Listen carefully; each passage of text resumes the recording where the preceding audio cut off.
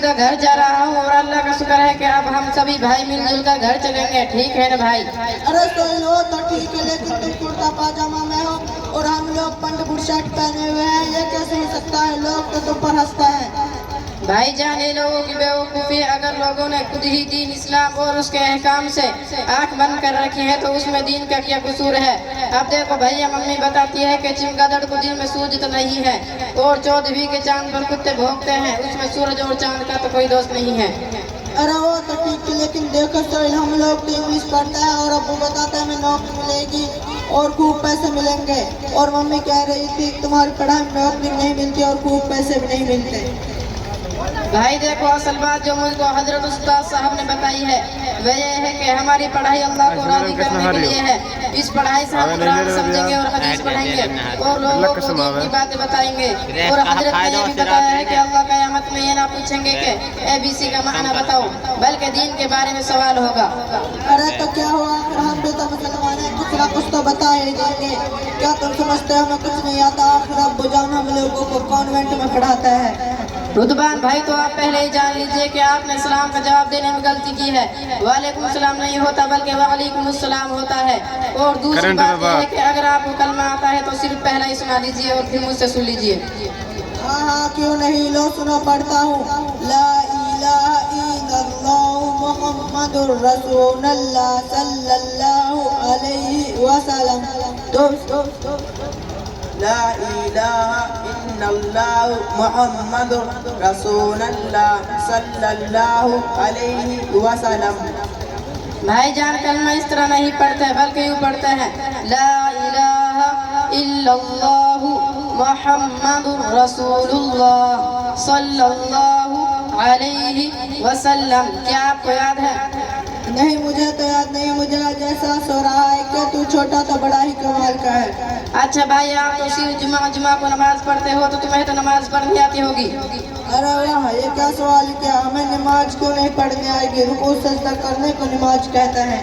नहीं भाई साहब, हमारे हजरत ने बताया है कि नमाज एक इबादत है, उसे जब इत्तिदाल यानी सुकून के साथ अदा करेंगे तब नमाज होगी, वरना नमाज का खलवाड़ कहा जाएगा। सिर्फ रुकू सजदा नमाज नहीं है बल्कि उसमें 4 अरकान हैं जो फर्ज है।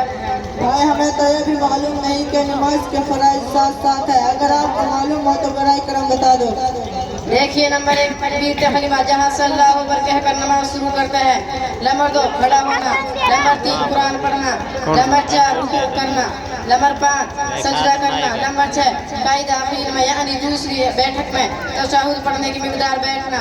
नंबर 7 खुरूज यानी किसी अमल के जरिए बाहर आना।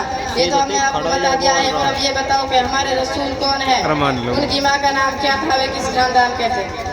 अरे भाई सोहेल, बाप रे, इतना मुश्किल सवाल मैं तो कभी सोच भी नहीं सकता था। के बारे में इतनी मालूमात है, इतना नॉलेज है, ये सवाल हम सिर्फ सुन सकते हैं और सिर्फ हमें इतना मालूम है हमारे रसूल का नाम मोहम्मद सल्लल्लाहु अलैहि वसल्लम है। देखो भाई, मैं बताता हूँ कि मुझे अम्मी अबू सिखाते हैं और हजरत उस्ताद ने तो अल्हम्दुलिल्लाह याद करा दिया है।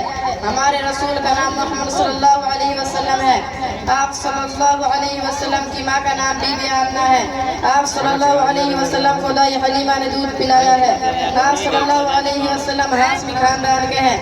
आप सल्लल्लाहु अलैहि वसल्लम का सिजरा निस्ब जो सही हदीस से साबित है वह इस तरह है, मोहम्मद सल्लल्लाहु अलैहि वसल्लम बिन अब्दुल्लाह बिन अब्दुल मुत्तलिब बिन हासिम बिन अब्द मुनाफ बिन कुसै बिन किलाब बिन मुर्रा बिन कअब बिन लूवी बिन गालिब बिन फहर बिन मालिक बिन नदर बिन किनाना बिन खुज़ामा बिन मुदरिका बिन इलियास बिन मदर बिन नज़ार बिन मअद बिन अदनान।